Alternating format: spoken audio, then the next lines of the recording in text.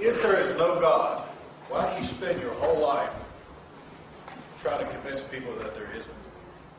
Why don't you just stay home? Can you repeat that? Was the question? The question is, if there is no God, why spend your life and career trying to refute that? Why not just leave it alone and stay home? Fair enough. Well, it isn't my whole career, for one thing. It's become a major preoccupation of my life, though, in the last 8 or 9 years, especially since September 11, 2001, to try and help generate an opposition to theocracy and its depredations internationally. That is now probably my main political preoccupation, to help people in Afghanistan, in Somalia, in Iraq, in Lebanon, in Israel, resist those who sincerely want to encompass the destruction of civilization and sincerely believe they have God on their side in wanting to do so. I think maybe I will take a few minutes just to say something that I find repulsive about especially monotheistic, messianic religion. With a large part of itself, it quite clearly wants us all to die. It wants this world to come to an end. You can tell the yearning for things to be over whenever you read any of its real texts or listen to any of its real, authentic spokesmen, not the sort of the pathetic apologists who sometimes masquerade for it.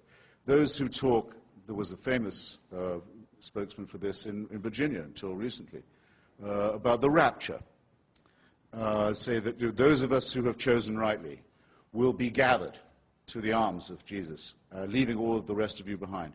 If we're in a car, it's your lookout. That car won't have a driver anymore. If we're a pilot, that's your lookout. That plane will crash. We will be with Jesus, and the rest of you can go straight to hell.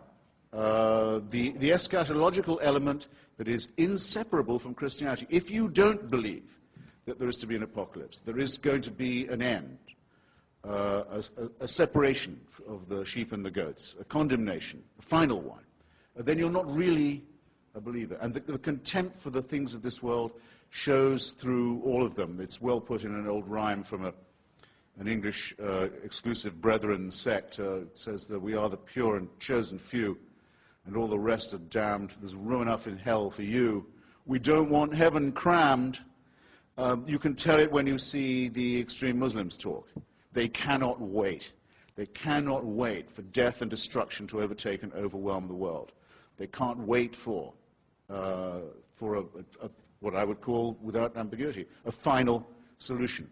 When you look at the Israeli settlers, paid for often by American tax dollars, deciding that if they can steal enough land from other people and get all the Jews into the promised land and all the non-Jews out of it, then finally the Jewish people will be worthy of the return of the Messiah. And there are Christians in this country who consider it their job to help this happen so that Armageddon can occur, so that the painful business of living as humans and studying civilization and trying to acquire learning and knowledge and health and medicine and to push back can all be scrapped, and the cult of death can take over.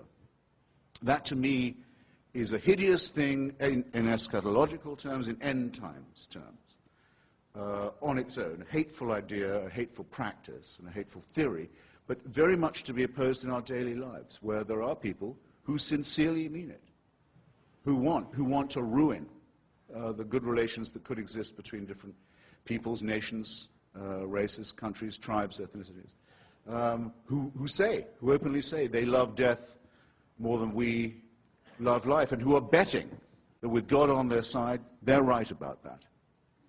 So when I say, as the subtitle of my book, that I think religion poisons everything, I'm not just doing what publishers like and coming up with a provocative subtitle. I mean to say it infects us in our most basic integrity. It says we can't be moral without Big Brother, without a totalitarian permission. It means we can't be good to one another. It means we can't think without this. We must be afraid. We must also be forced to love someone who we fear. The essence of sadomasochism. The essence of abjection. The essence of the master-slave relationship. And that knows that death is coming and can't wait to bring it on. I say this is evil. And though I do some nights stay home, I enjoy more the nights when I go out and fight against this ultimate wickedness and ultimate stupidity. Thank you.